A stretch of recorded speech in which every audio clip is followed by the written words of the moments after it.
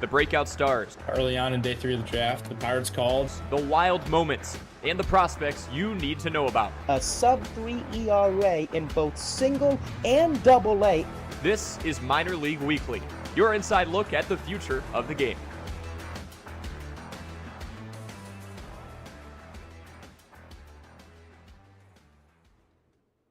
And away we go for episode number 14 of the Minor League Weekly podcast on the Minor League Minute YouTube channel. You can always catch us on Spotify, on Apple Podcasts, in podcast form as well. Make sure you leave a 5-star review. That means a lot to us. I've been noticing the numbers climbing, meaning all of you are supporting us a ton, which means a ton. And the more you support us, the more we can spread the word about minor league baseball. And today, the WBC and prospects that are sticking out there. I'm Cory Sparks alongside Cedric Granger and Jacob Smedley. We're in all different areas of the country right now. Jacob and Cedric more up the East Coast. I'm in the Midwest for about the next week and a half. Cedric, how are you doing? I know you're heavily involved in UMES sports, and at least crossover season is on its way out, but I know you're still a very busy man. Yeah, it's cooling down a little bit. We had a stretch there about 11 or 12 days where there was games every single day, from basketball to baseball to softball. It was just always something new every day, which, hey, that's part of the fun of being in sports, is that you always have a lot of games to look forward to. But I've been doing a little bit of everything, a little broadcasting, PA announcing, statting games, whatever it is. There's been a lot that has been on my plate, but it's been really fun. And of course, getting to write every single day for baseball teams and getting to broadcast baseball and softball. I mean, you're living the dream. So I was really appreciative of that time. But thanks for checking in. I'm feeling good. Happy to be back on the pod. Yeah, you are a grinder, man. I know I caught you a couple of weeks ago. You were having your flu game. You were in the midst of crossover season, and you still blocked out about an hour and a half for us. So appreciate you, and great to have you back. Jacob, how are you? Luzardo, big news today in Phillies world, huh? Man, super excited, super thrilled. I put it out on Twitter. Would love for you guys to guess. The Phillies now have 3 of the top 25 pitchers in terms of AAV in earning, with Wheeler, Nola, Luzardo. There were 3 other teams that also have 3 guys in the top 25. What teams do you think are in that list? I put it out on Twitter. I want to see if you guys can get those 3. Who spins? Dodgers. I gotta guess that. They Dodgers. spend a lot of money. Yeah, that's one. Red Sox? That's 2. That's 2. Who's the 3rd team? Dodgers, Red Sox. Okay, Mets are big spenders. McLean is obviously still on his rookie deal, so he's not going to be a high AAV guy. Who else is up there? Yankees, but I feel like they don't have as much money invested there. Okay, who's spending on their rotation right now? I did not think we'd roll out of the gate 2 for 2. I did see that tweet. Had no time to think about it. All right. We got to think about the big spenders. Maybe how about Seattle? Seattle, no, not yet. Not yet. Toronto's my final guess.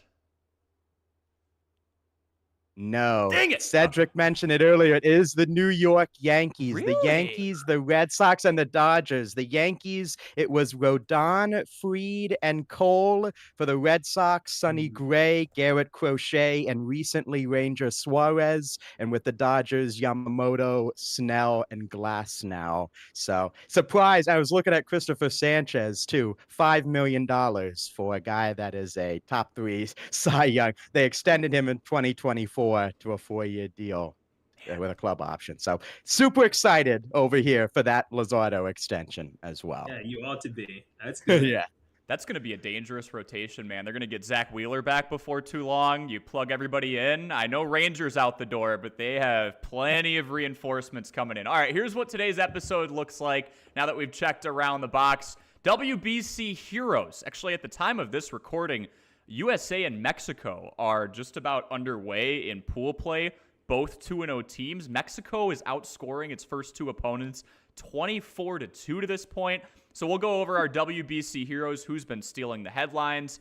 Some of them maybe we expected, some of them not so much, kind of coming out of nowhere. Risers stock up, fallers stock down. A newly implemented segment as of a week ago, taking the place of our farm features, fair or foul. We'll roll some other things around into that 4th block. But fair or foul today to kind of continue the conversation on the World Baseball Classic and have a couple of 2028 points brought up on how this tournament could be used and placed differently. And then March Madness Baseball Edition. Conference tournaments are underway. Some are done already.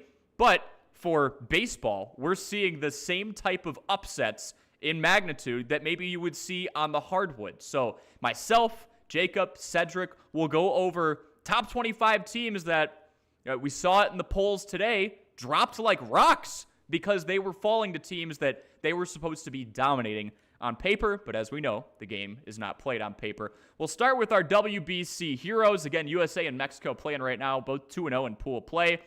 Mexico, just looking at their roster, I'll give them an honorable mention. Been popping off. They've got some sneaky names. Javier Assad from the Cubs, Alejandro Kirk, Joey Ortiz for the Brewers has that shortstop spot on lock, at least for now. I know Jesus Mate and Cooper Pratt, among others, are hot on his tail in terms of how they're rising up. Rowdy Tellez, Randy Arozarena, Jaron Duran, all these names representing Team Mexico, most of which tonight. But for heroes in general, I'm just going to give it to the entire Team Italy squad. They are a prospect hotbed, but they're also extremely fun to watch. Just to name a few, they have Dante Nori, Philly's first-round pick, who already has a 2-home-run game under his belt and is hitting .714, 5 for 7 at the time of this recording. They have White Sox top 30 prospect Sam Antonacci, who had a Little League homer against Great Britain a couple of days ago, and Andrew Fisher. To name more, they have Jack Caglione, but Fisher, the Brewers' first rounder from a year ago, and possibly their future third baseman, he already has a moonshot. This is all in 2 games, mind you, what those gentlemen have accomplished. Italy's breaking out. They're doing it one espresso shot at a time. I love what Cervelli's doing over there. And they face off against the US of A tomorrow at the time that we're recording this. That could be, for lone possession, atop the group. Both of those teams looking like they could move on. But, guys, I'm buying all the Italy stock right now.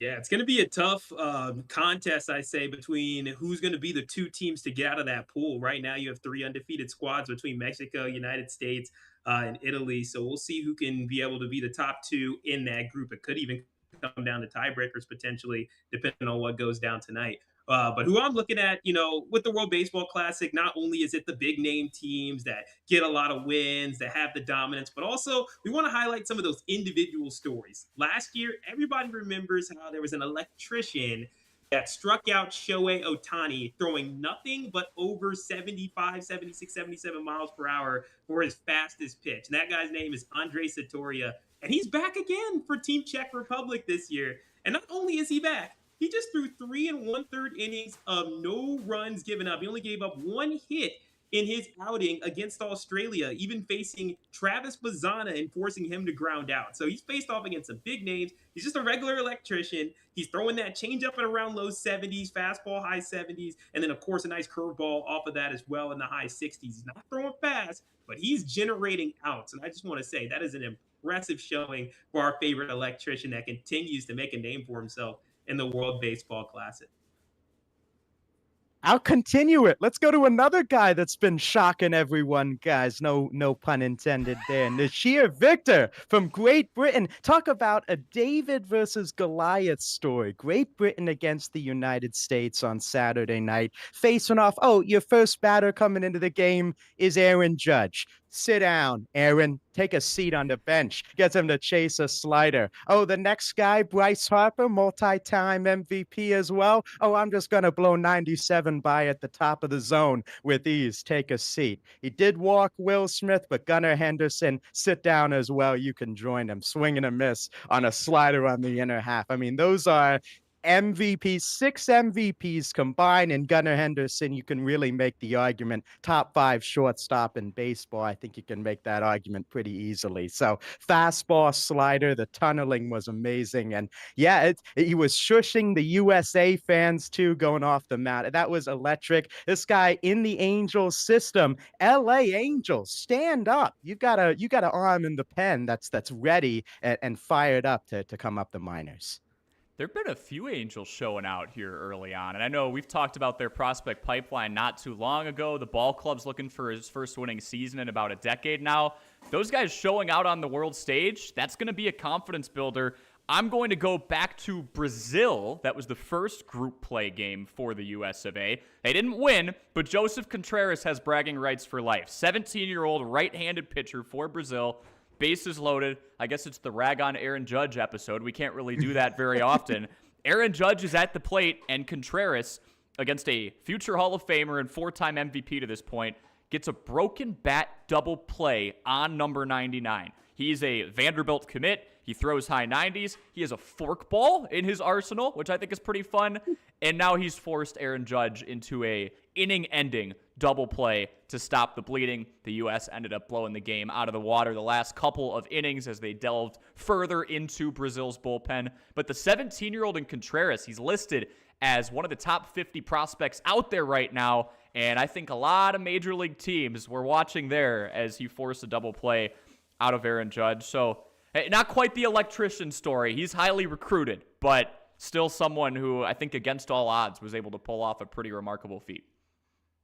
Yeah, I agree. I think when we compare that to what's going on in spring training a little bit, where the goal for a lot of these spring training players is some of the lower guys in the minors might get some opportunities to match up against some of the best players in the majors. Now, at the World Baseball Classic, you're getting that same data, but before you even get drafted by a team. So now all these scouts have your data against some of the best baseball players in the world. And I think that is huge for young Contreras here. And I think that with him, going to Vandy, if he decides to choose that route, especially if he maybe doesn't like the team that drafts him or wants to go to a team with better pitching development, Vandy boys, they know how to develop some pitching over there. We think about some of the guys in the Ranger system, Kumar Rocker, Jack Leiter, who came through Vanderbilt. They know how to develop some pitching, so it'd be a great spot for him. Or if he does get drafted by a major league team that is known for developing good pitchers, that could also be a pairing matched up in heaven as well, too. So certainly something to keep an eye on as it comes down to the draft. But for that kid, you know, you're going to be feeling some type of way when you go back to your high school. I'll say that. Yeah, you go back and you're learning like calculus or algebra 3, and it's just, yeah, no biggie. I just, killed two birds with one stone with Aaron Judge at the right side of the plate. That's awesome stuff. You were bringing it up in the group chat, Cedric. Like if a Pirates or, another team like that the Brewers come around and they sweep you up in the second round, around where he's projected right now, maybe that makes sense. You trust the coaching staff and the past development of guys like Jacob Mizorowski or Craig Yoho, or going over to the Pirates, Paul Skeens, Bubba Chandler, what they can do. But Vanderbilt, not a bad place to continue your career at all. We'll step over to Risers, more minor league focused here on a couple of fronts. I begin with Kevin McGonigal. We've been giving Connor Griffin a lot of rightfully deserved hype. The number 2 prospect in baseball on MLB.com, getting high praise from 2-time Cy Young winner and 1-time pitcher this year, as we just learned in the WBC. Can't blame him. Contract implications. Tarek Skubal, he was quoted saying, he's just a grinder, talking about McGonigal. He's a competitor. He works his tail off. This is a complete baseball player, end quote. What a compliment from one of the best in the game. There's a lot of things that Tarek Skubal could have said in that scenario. Yeah, I think he's really talented. He has a smooth swing. He runs hard. To compliment someone's work ethic as arguably the best pitcher in baseball alongside Paul Skeens, I think that is telling Tigers fans all they need to know about Kevin McGonigal. I know the top few prospects are going to have some hype, but just the complete and league-ready skill sets of Griffin, McGonigal, DeVries, Made, as we're seeing, among others, has me really excited. And I've said it before, and I'll say it again. The guy is still walking more than he strikes out. Don't be shocked if at the end of 2026, I'm not saying he wins it, but McGonigal's right up there with the batting title leaders, and he's hitting above 300. It's tough to project that when you haven't played a professional baseball game above AAA yet, but he just seems to get better and better as he rises up the ranks. I'll just double up here real quick. Leo DeVries, the other one, slugged a grand slam, specifically rocking the Kelly green and gold that people associate with the Athletics yesterday. Signs of what's to come when he finally makes his big league debut as one of the most highly touted prospects in the game.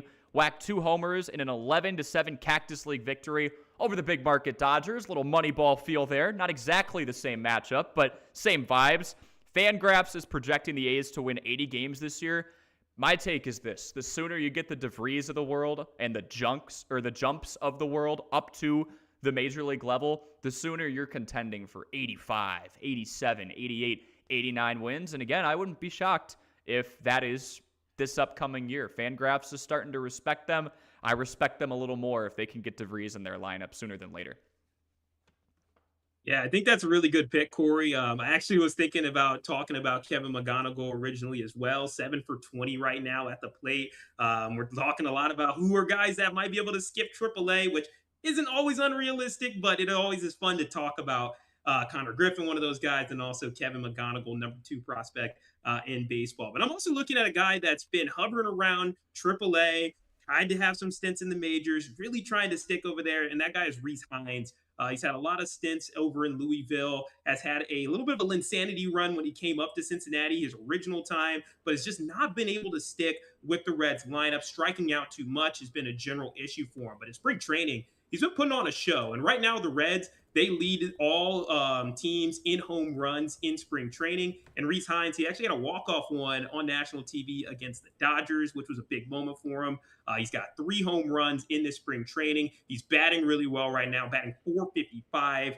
He's been incredible right now for the Reds, and he's a guy that I think could finally have that year where he does stick up in the majors. He brings so much power to what could be this potential lineup. You add a guy like Brian Hayes as well, who in the Pirates team, for example, he was more focused on having to add some power because there just wasn't a ton of power within that Pirates organization with that lineup. But now you go to a team like the Reds where there is some pretty good power, and we've seen the home run display all throughout spring training. With him focusing more on getting on base, the Reds can bring up some more guys that can, slug them home.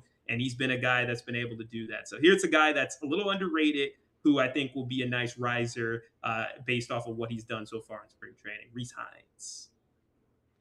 Love those picks, guys. Hines, yeah, for the Reds. I mean, that's a lineup where you look at, didn't make a ton of moves really in the offseason. He's a guy that can really provide some thump in that lineup. And for McGonigal, I mean, watching the exhibition game against the Dominican Republic, leading the game off with a homer, that set the tone in an electric environment. He came to play for that kind of matchup. For me, I'm going to go with another guy that's rising up, and a guy that I really want to shout out and didn't get to touch on him in the Cardinals farm feature that has been lighting it up. I'm going to go with Joshua Baez, the outfielder for the Cardinals. He got bumped up into the team's top 5 in the latest rankings. He's now number 87 in the top 100 prospects, and he could be the 1B to JJ Weatherholt's 1A for the next wave of Cardinals great baseball. This past season, 287 average, 500 slugging, 20 home runs, 79 RBIs across 2 levels, 16 of those homers coming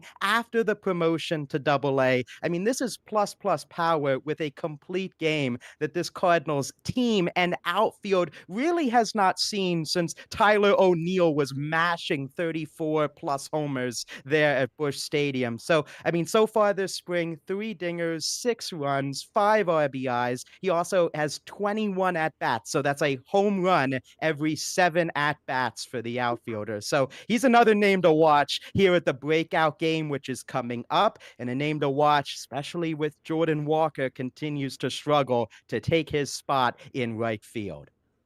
Yeah, we'll focus a little bit more on the breakout games probably next episode, because that's coming up quick. About a week and a half to go. The 40-player pools are out now, and then pretty soon you're going to see these teams trim it down to their top 23, 27. Any prospects who are injured or want to start to ramp it down before the regular season starts are going to be yanked out, and then it's just cream of the crop from there. Joshua Baez, I don't say this about a lot of guys, but I think a lot of evaluators are starting to agree with it now too. The ball just sounds a little different when he hits it, in a very good way, right? The plus power just passes the eyes and ears test. And again, if you're a Cardinals fan, you are salivating at the idea of having young, ripe talent enter a lineup that is desperately trying to get younger, as is reflected by the Donovan trade we saw with the Mariners a handful of weeks ago. So really good news there. And I see you got one more who I believe was on a farm feature I had a few weeks ago here. Oh, yeah, yeah, taking a look at Carson Williams, another guy that should be spotlighted. Again, we'll see, like you said, Coy, if injuries with play, if he's going to be in the breakout or not. Right now, he is in that pool play. He is the future of this Rays team. His hit tool is coming together. That was the biggest thing that you mentioned, Coy, when you talked about him. The fielding is there, but can he put it together, hitting with the average? The power is there. I really like what the Rays have been doing in these spring training games. He's either at the top of that lineup, setting the table, he's hit in 3 straight games, or he's batting 7th when Yandy Diaz is in there, really resetting the lineup at the bottom of the order for the top. I like that positioning as well, and he's really coming around. I mean, there is a path opening for the Rays there at short. Taylor Walls, Ben Williamson, who they traded for, really being the main competition, but this is an opportunity for the Rays. We just talked about it with the debate of Rock Chalowski and Justin LeBron.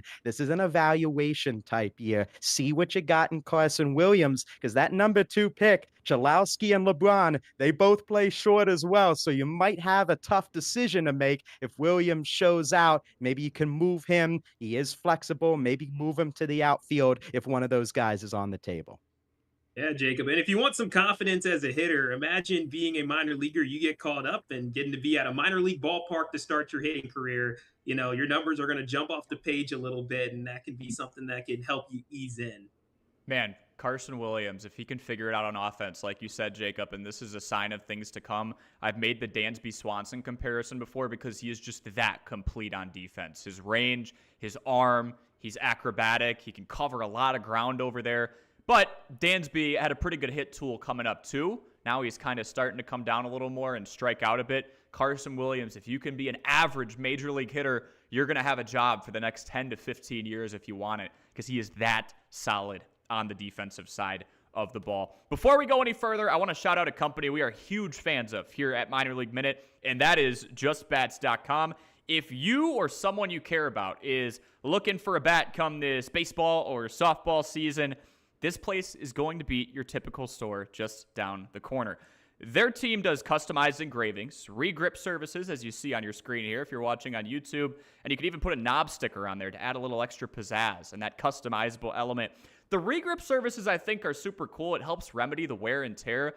No, maybe you already have your bat, okay, for the upcoming season, but maybe the second week of July rolls around, you have those 4th of July tournaments coming up, and it's just starting to flake out on you, your grip near the bottom of the barrel and near the knob.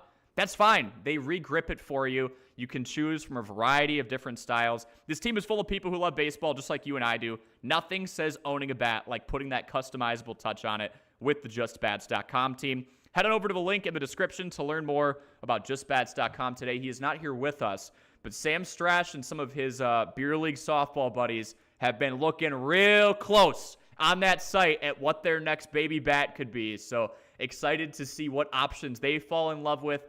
I have to be very careful as someone who's about to move across the country to not buy too much myself, because there's a lot of good options over there. All right, for fallers, I want to kick us off with something that's actually not even in our outline. I just remembered it.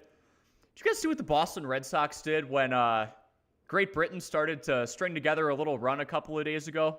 They captioned a GIF. The British are coming. The Boston Red Sox. Boston being the key word here. Oh, boy. You can imagine what the comments section looked like. Holy cow. The intern has really gone off the rails with this one, was among the comments I saw. Holy cow. I would love to be in the room when they press submit to that. Paul Revere is rolling around in his grave. Goodness gracious, man. I thought that was, looking back at it, I think it's hilarious. But a lot of Twitter did not think it was funny. But, the Boston Red Sox tweeting that was amazing. My other faller, a bit more serious, the Atlanta Braves, unfortunately. This is me kind of venturing into the Major League Baseball end of things. They've already made a majority of their offseason decisions. That's the place that teams are usually in when we get into the second week of March. And we get the news a few days ago that Jurickson Profar, now a repeat offender, will be suspended 162 games for violating Major League Baseball's PED policy. Here's where it gets a little worse. If the Braves don't go out and make an external move, a free agent signing, a trade, if you will, it's going to be a stretch to find a suitable top prospect in their farm to fill in that vacancy. They have 0 top 30 prospects who have A, played in the outfield, and B, played in AAA. This is crisis mode for a team that's looking to bounce back. And oh yeah, by the way, they play baseball in the National League East. This is not going to be an easy year for the Braves. It already wasn't going to be. But for a team that doesn't have a World Series title that far in the rearview mirror that wanted to bounce back, what a gut punch to know that Jurickson Profar is now out for the entire year.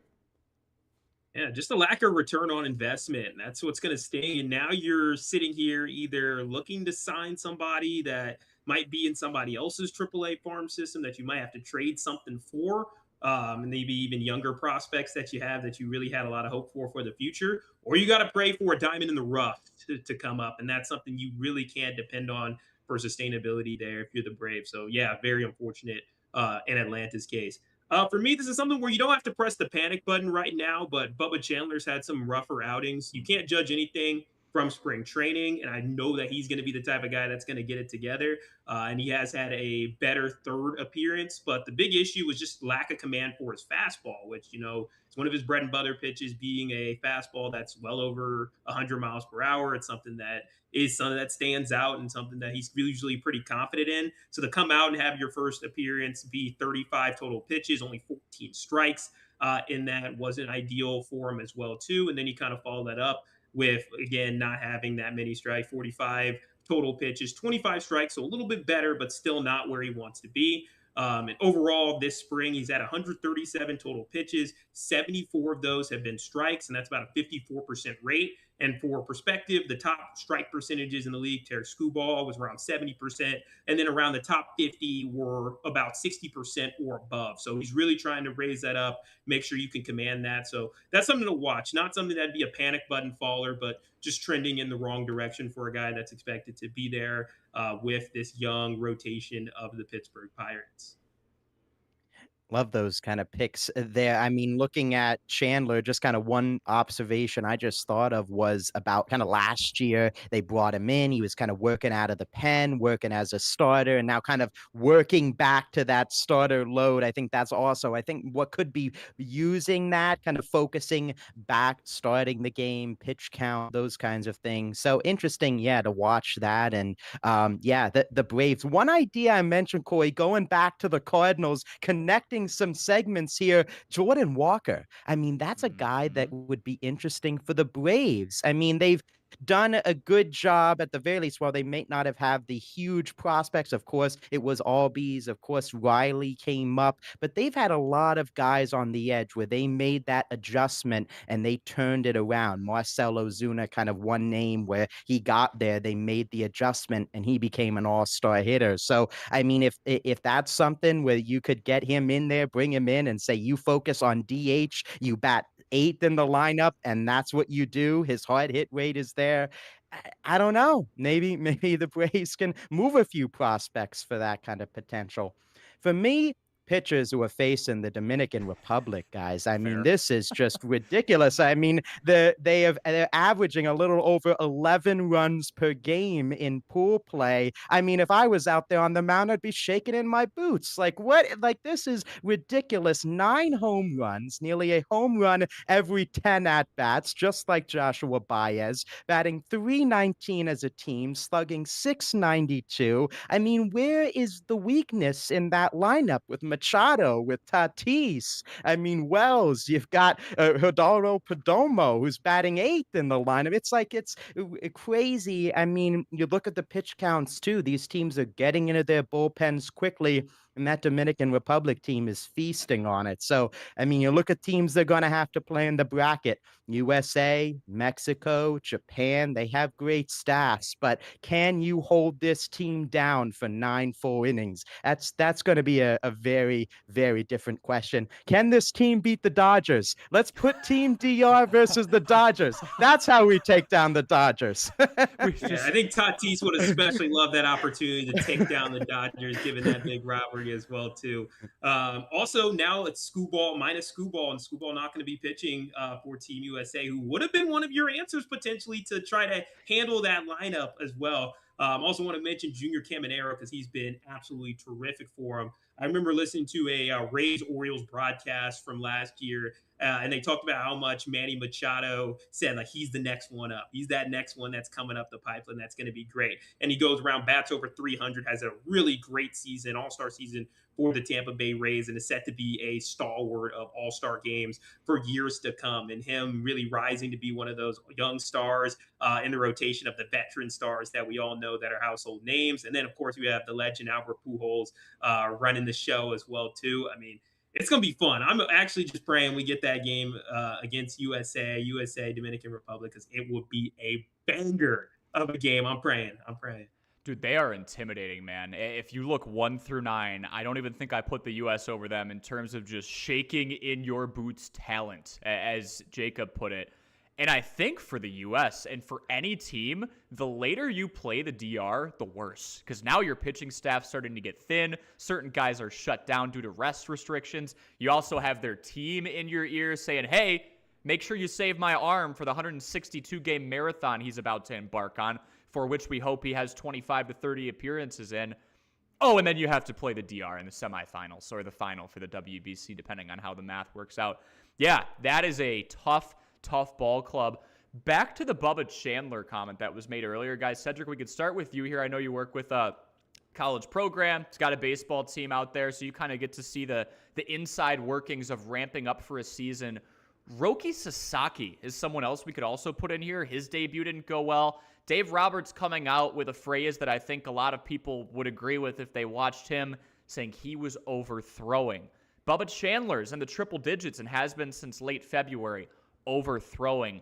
Where are you guys at on some of these dudes just lighting up the radar gun 2 to 3 weeks into competitive baseball? We're still 3 weeks out from opening day as well. Yeah, so I'll chime in here because I think our coaches, they actually discuss a little bit of that. A bit of insight. We're led by Coach Danny Acosta at UMES, and he mentions that from his pitchers where he feels like they're always trying to empty the tank, even when it's practice. And that's natural. I mean, when you're a pitcher, you want to go and unleash it, you want to go and give it everything you got. But there's a sense of almost pacing yourself that's a bit there, especially as you ramp yourself up. And it's a difference between, especially some of the younger guys you see at spring training and then some of the older guys as well. So I was listening to a podcast. I follow a lot of Orioles stuff being here in Maryland. Andrew Kittredge, who pitched for the Cubs last year, pitched with the Cardinals, pitched with the Orioles, on his back with the Orioles side. His velo was down quite a bit from what his usual velo is in his first couple spring training outings, but it's not a big deal because he's a veteran. He knows his body and he knows how to ramp himself up. So even though his velocity is down, you can see how he would work his way up into it. Unfortunately, he actually got injured. So I'm hoping that he'll be able to make a full recovery, and I expect him to be back a month or two down the line. But overall, in general, with him having so many spring trainings, he's gotten that knowledge of his body and how to work it up to that point.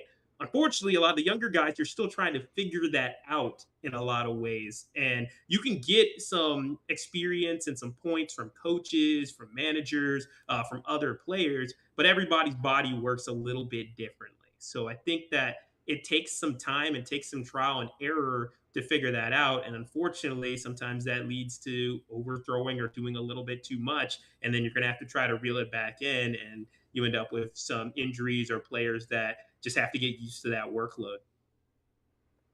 Yeah, I think the first thing that comes to my mind is track, cross country, and swimming. And like you said, Cedric, that idea of pacing yourself and being able to, allow your skill and allow yourself to get up to that peak and allow yourself to get up to that level. So yeah, I think for them, it's kind of finding that groove. Zach Wheeler, I think, is another example for the Phillies that has kind of mastered that, where in the regular season he can dial it up just an extra gear, but in spring training, he's, a little over, 90, 94, 95. He's not at that level. It's all about getting his pitches out. So I think, yeah, it's the younger guys we're seeing it with, and, it might be a year or two. They figure out, okay, I'm going to give myself a little bit of a leeway. I'm going to focus on this thing, and then I can bring that together. It's just kind of unleashing it all at once rather than kind of picking one area to work on heading into the season.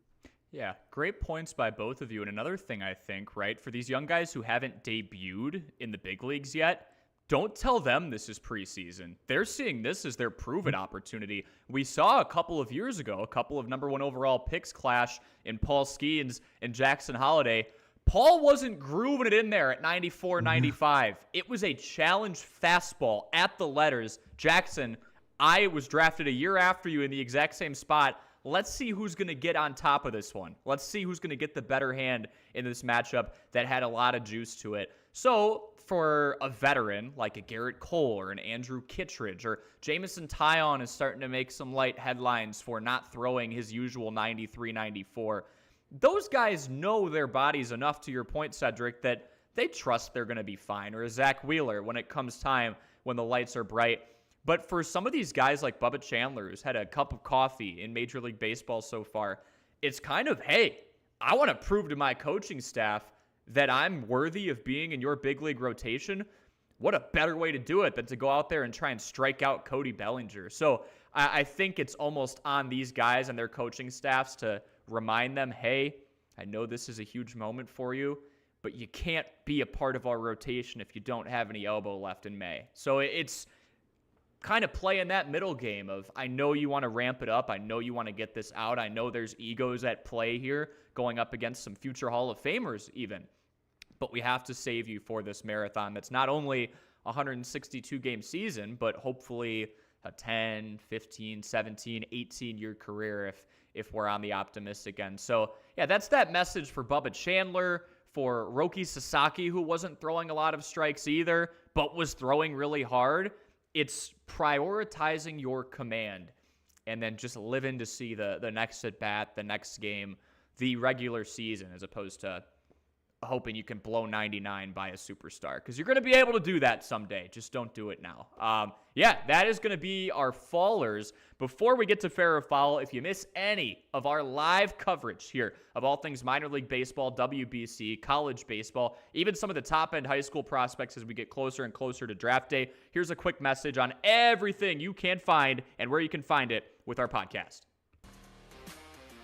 Did you miss the live version of our Minor League Weekly podcast? No worries. We've got you covered at Minor League Minute on YouTube and Minor League Weekly on Spotify and Apple Podcasts. Then you can go back to watch or listen to the whole episode for all of your prospect and affiliate ball needs. So what are you waiting for? Go follow, subscribe, and turn on those post notifications to get caught up with the latest. That's Minor League Weekly on all of those platforms.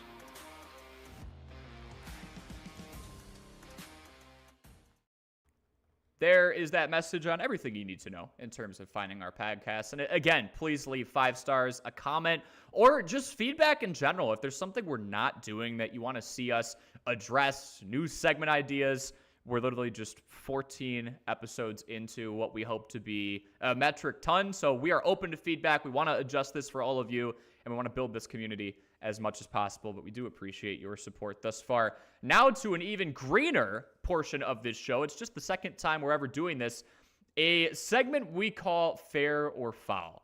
Open debate here, controversial possibly, just things we agree with in and around the game of baseball. And I was going on my walk a few days ago when this idea kind of sprouted for me, guys, where I was listening to Baseball Tonight with Buster Olney, twice a week podcast, amazing insight on the big leaguers. But right now they're really diving into WBC and minor league baseball because of the nature of spring training and guys trying to ramp up and earn their spot.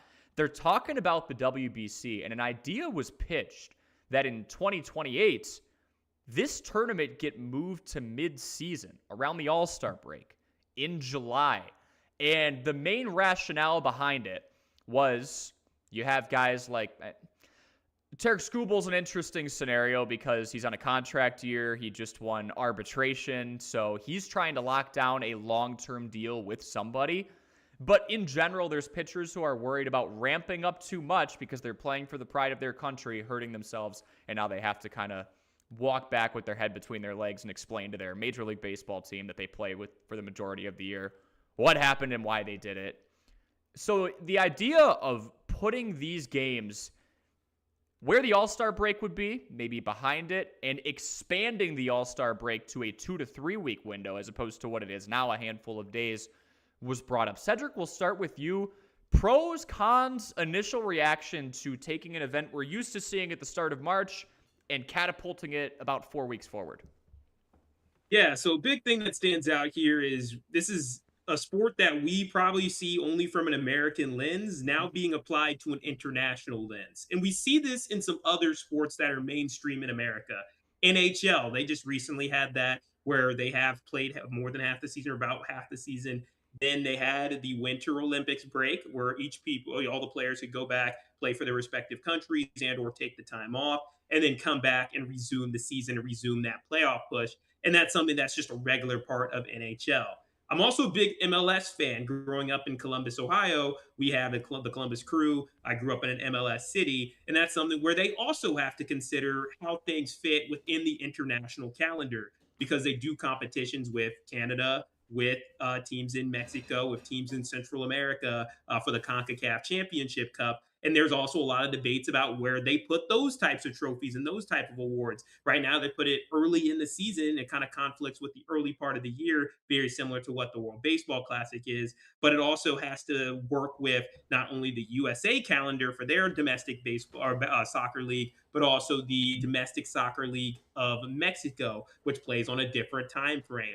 And here with the baseball, the good news is that a lot of the major leagues, including MLB, they play in that March to October range. You also have the KBO, March to October, Japan Baseball League, March to October. So it is nice that you do have those types of spans that are pretty consistent across the calendars so that it would be the same time frame in each of those calendars. However, that also, there are leagues like Australian Baseball League who actually plays the opposite side of the schedule. Anything that's based in the Southern Hemisphere, those likely will have the inverted schedules because their winter time is in a different time of season.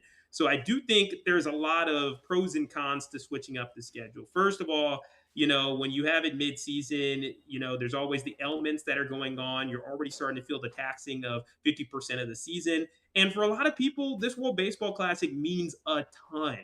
But in some cases, maybe even means a little more than a World Series. Maybe not for a lot of Americanized fans where we grew up, where we have just so much distinction between the different states and rivalries between the different groups that, winning a World Baseball Classic versus winning a World Series for our individual team, I feel like we would really cherish the World Series, I think, more than the World Baseball Classic Championship because it's an expectation here for USA to win that every single year or at least be up there at the top with Japan. Then you compare that with some other countries where if you look at what the Dominican Republic and what that team is and the energy that they're bringing, I feel that for some of those athletes, if not all of the players in that lineup, this is more important. Same thing with Team Japan last year. I think that was one of the biggest magnum opuses of Shohei Otani's career. Not only, of course, winning multiple World Series here in America, but also striking out Mike Trout to win it for his country in the final inning, which is just an incredible moment for him. And being raised in that Japanese baseball system and what it means to the country, I think that is huge. So I think there's a lot of different factors and different things to think about when it comes to this and how the priorities go. I think personally, it's at a really good spot in the schedule. I think I like it at the beginning of the year. Plus, it just adds more meaningful games to an earlier part of the season. And I think it's so fresh for most of us because baseball, we're just starting spring training. Sorry about that. My new light here is kind of messed up. But yeah, it is something where you're just getting rolling with the season. You're trying to get some hype in to the year, and that's a good way to do it. Yeah, I think that's a very, very great point, Cedric. I think in terms of the calendar, another thing I guess to add in the minor league baseball calendar, we've seen so many of these prospects too. I know again it's on that similar calendar, but you got a lot of different teams and that kind of work to it. Something else, I guess, another thing to keep in mind about it having it in the middle of the season is the All-Star festivities. What are you going to do with that? Is it going to be just like the NHL? What was really primarily it was the Olympics. I mean, that was what was going on within that 2 weeks. Is Major League Baseball willing to maybe not eliminate it, but even shorten it where it's just these guys are nominated. All right, we're going to have the World Baseball Classic in these 2 weeks, and there's really no all-star festivities, or I know they already have locations planned out. So, I mean, that's not something that they can just kind of get rid of within a year's notice. It has to be a few years planned out. I think it makes sense. I think in terms of the viewership, in terms of, the kind of peak baseball, okay, the middle of the season, fans are getting that grind of the 162. How can we, NBA in-season tournament style rouse up the fans again and get that viewership? But, I'm also thinking, gonna go to Cedric's point about I like the start here. What about after the World Series, before you get into the Arizona Fall League? Of course, that you give the athletes a break. I'm not saying, after game 7 or game 6, you're trotting everyone out to their countries, but you give some guys like a month reset. Of course, some guys that don't make the postseason or the season's over in those leagues, you have that break, but you give them a month reset, go home with families, have some time, then you can meet up again, November, December. I know it might be, again, tough with that timeline. If there's a way to do it with indoor stadiums, of course, you have Miami with the Dome. You have Tokyo with the Dome as well. You have some flexibility there. I think that's another way to do it without, jumping in the season. I think that they're going to be the biggest obstacle. How do you manage breaking up the season for this type of event? Yeah, I think that's really important. And so one of the reasons that this was brought up on Buster Olney's podcast was, yes, hockey just did this, right? They split their season down the middle. To answer your question, Jacob, and same with kind of what you were starting to allude to with the wear and tear too, Cedric, like, I think it has to take the place of it, because now you're already adding the WBC, these pitchers especially, you are adding innings to their year that they just typically don't account for. Pitchers are creatures of habit. They've got a 180 innings program for guys, a 200 innings program if they know someone's really going to have to eat a lot of those frames and ramp it up for a team. You start to get into 205, 210, and the All-Star game has found a really creative way to remedy that. You're not seeing anyone pitch for more than an inning. It's Skeens leads it off, and then after him, it's Yamamoto, and then after him, it's Wheeler, right? So that wouldn't add too much to it. But also, the wear and tear that we're hearing about with, things like insurance or things like ramping up guys' innings and getting worried about preserving their elbow for a reason, regardless of whether this is in March or July or November, 190 innings is 190 innings. So I don't know if you're going to get more buy-in from moving this around from any of these pitchers or their agents. Adam's in the chat bringing up why Mike Trout is not on the team.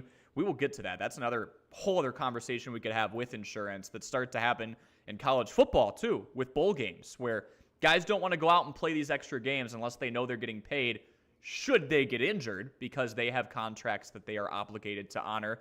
But yeah, the one thing I think would help with this, and Jacob, you started to allude to it, is there is a contingency of fans out there that just don't watch baseball till July. They don't watch until the final 80, 90 games or even 60, 50, 40 games when they know the pennant races are on. Maybe you can steal their buy-in a little bit earlier than people who just don't watch baseball for the first 3 or 4 months. Maybe you're stretching them back to July. Now we're really splitting hairs here. But I think you could increase viewership buy-in.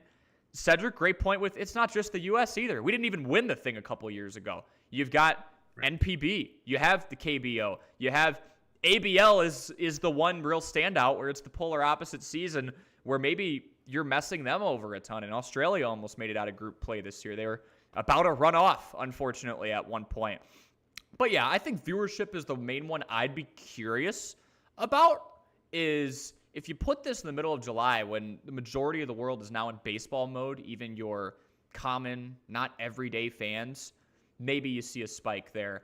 So Adam asked, should Mike Trout have been on the team? And the reason he's not is the reason we see a handful of names not playing: insurance. So players are getting together with their agents, and it's probably their agents sparking these conversations saying, hey, you want to get yours. I want to get my commission check too. We need to make sure that there is some type of financial plan in place if, Lord forbid, you have a season-ending injury because of this event. that you didn't have to play in. So that's, Adam, that's why Mike Trout's mainly not here. Unfortunately for Trout, he's had a pretty extensive injury history as opposed to most Major League Baseball players. I guess we can go round table here too and start with you, Cedric. Just where are you on insurance? I'm personally a fan of it because it's protecting the players' investments in their body, but I understand fans' frustration with maybe not seeing Tarek Skubal for more than one start this year. Yeah, I say for the players, I'm the type of person where I can understand where players are making a decision. They're the ones that are spending the hours, spending the time, and spending the energy and all those decades before we even got to know who the heck they were, grinding and getting to this point at all. So, if you can limit risk when you have the opportunity to. That's simply how I think about it. And I guess to add to that, I mean, how many people when Edwin Diaz, got that injury in the World Baseball Classic a few years ago were like, well, why was he even playing? He should have been playing in the first place. And then they're coming back this year. Why isn't Skubal pitching more winning? It's like you can't have both here. And I think that's also the players got to look out for themselves. Like we mentioned earlier, with the contracts that they have, with what they're thinking about. I mean, that's a decision to make it. You've got to understand, and that's a tough decision, but it's what each player wants. So you can't have both worlds. That's my end of it. That's really it. It's easy for all of us fans to just look at the pantheon of great pitchers and go, yeah, Zach Wheeler, Skubal, Skeens, they're all going to give me like 15 innings this tournament. They're going to be great. They're going to be doors, and no one's going to get hurt. These guys are not robots. And again, they are not usually preparing for an extra 10, 15, 20 innings a year. And then you throw the fact that Skubal could be owed $300+ million, depending on what team decides to try and lock him up long term, unless he throws his arm out. Then he's out of a lot of money. So that's where the insurance thing comes in, and in general, why Mike Trout and some other superstars are not out there. We move on to baseball madness. March Madness in a basketball capacity for the women's and men's tournaments will be starting very soon. I saw the Missouri Valley Conference was decided for the men's part. UNI, the Fighting AJ Green's getting in for the first time in a while. They had Kevin Harlan out there. Great call for him. So thought that was a super cool early March story. But guys, baseball is in on the trends here. We've had a handful of top tier programs. Your Tennessees of the world, which I'll start out here in a moment, just falling to still respectable programs. You're not getting lucky here. But teams you weren't expecting to see them lose to. Teams where you thought the mercy rule may come into play in certain points. And I'll begin with Wright State over Tennessee, 6-0 in their final game. I've got to give some love to a fellow Horizon League team. I've covered some UW Green Bay in the past, and although they don't have a baseball program, but as someone from the Midwest, usually keeping a close eye on the Horizon League associated teams. Chet Lax, their starting pitcher, improves to 4-0 on the season with his victory. He tossed 7 shutout innings of 5-hit ball while striking out 4 volunteers. Lax, at this point, the time we're recording this, is responsible for 4 of Wright State's 5 wins. The Raiders are 5-8, and Chet Lax has 4 of those wins. JP Peltier was also seeing the ball very well, 2 for 4 with a home run, a double, and 3 ribbies. The Raiders knock off the Volunteers as a very active participant in March Madness, and Chet Lax has 4/5 of their wins to this point. Pretty cool story over there, guys. Yeah, Cory, great pick. First of all, I grew up an hour from Wright State, so it makes me smile to see the Raiders get a little bit of hype. They've been one of the better mid-major programs over the last 5 years. They've been very consistent, and a lot of kids from Columbus. If you're a pretty solid player, you maybe get overlooked by some of the bigger schools. Wright State is a really great option to be at, and we've seen a lot of players from Central Ohio head over to Wright State. So good for them to go pick up that win as well, too. And sometimes for these mid-majors, if you just got one ace starting pitcher that's really, really good, because some of those starting pitchers in the elite levels of starters can be all over the map. If you have one and you have maybe one really good back-end bullpen guy to close down the job, you can find ways to win at least one game in each of these series, which is really what you want if you are a mid-major team. Big one to stand out, Florida, very shaky week. They fell from number 9 in the country all the way down to some polls have them at 25. Other polls, including the official NCAA one, have them at 23. First of all, the midweek, a little bit shaky against FAMU. If it wasn't for an error by the first baseman of the Rattlers, it would have been a game that probably would have came down to the wire. Florida did escape there. But then they went against High Point in the weekend series, and they dropped that series to High Point. And again, that was a big upset that happened. And also add on another SEC team with a little bit of upsets that have really hurt them this year.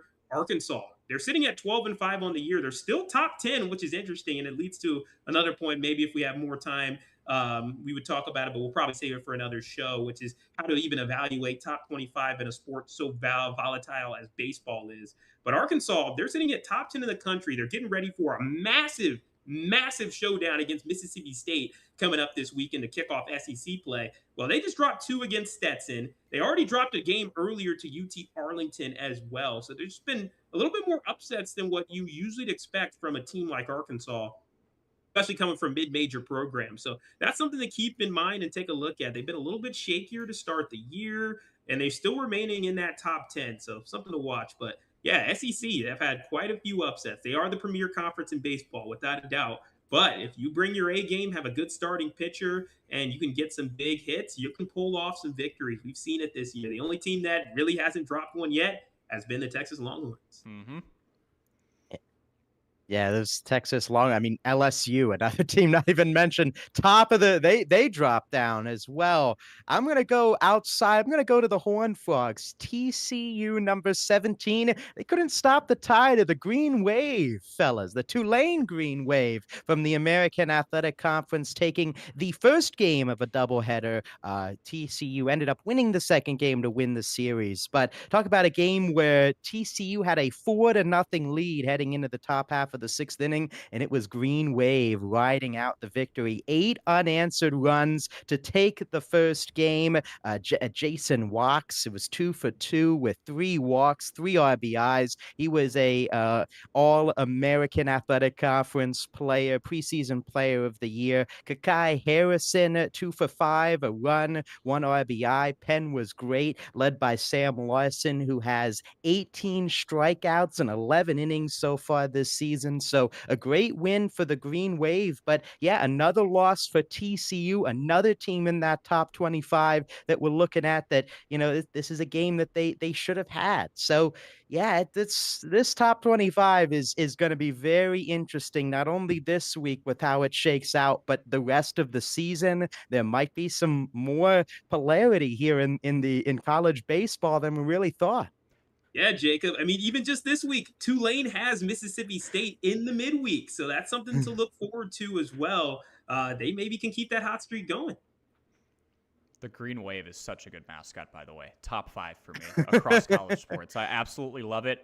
Cedric, you brought up Florida with High Point as well. They almost got swept. They were down 10-6 in the series finale and ended up stealing one, winning 12-11. Just barely getting out there alive, scoring 6 of the last 7 runs in that game. I think it's fun. I think I had to get through. Had to get one in there. Started doing the math in my head. I think they've got the top-end talent. I brought up Liam Peterson on this podcast before, potential top 10 guy. But the bullpen's been really, really shaky. And also, at least I'd have to look at the end of the game. I know through 5 innings they had 4 errors. So just some sloppy baseball out there again, too. SEC is the premier conference. I completely agree. You got a couple of outliers out there. I know UCLA is having a ridiculous season behind Rock Chalowski, Will Gasparino, among others. Pitching staff's been solid, undefeated too. USC, by the way, too. You got to shout that out. USC's in there. The big game coming up in early April. Yeah, so the Big Ten's starting to punch up a little bit, albeit with their new West Coast teams that they just implemented. SEC's still up there. But, man, you're starting to see the parity of college baseball really come in. Again, we're in an NIL era where a lot of teams are able to just dominate. That doesn't work in baseball. You get the one big-ticket guy, and it doesn't change the fact that you still have to play a team game. You can't commit 4 errors, and you can fall to anybody's ace. Great point with the mid-major aces there, too. And great episode, guys. I know this one's a little shorter in general, but folks, if you have any questions about prospects, WBC, you want us to feature a certain hero for a country that's starting to steal some headlines, take center stage early on in group play, make sure you leave that in the comments section below. You can follow us, all of our links for Instagram, Twitter, all the platforms in general, of course, YouTube as well, TikTok. And then on Apple Podcasts and Spotify, we are everywhere where you could possibly want minor league content. Leave those 5-star reviews. Leave that feedback. We'll make it better for you each and every week, and we will see you next Monday. Every story starts somewhere, and in baseball, that somewhere is the minors. The breakout stars, Early on in day 3 of the draft, the Pirates called. the wild moments, and the prospects you need to know about. A sub-3 ERA in both single and double A. This is Minor League Weekly, your inside look at the future of the game.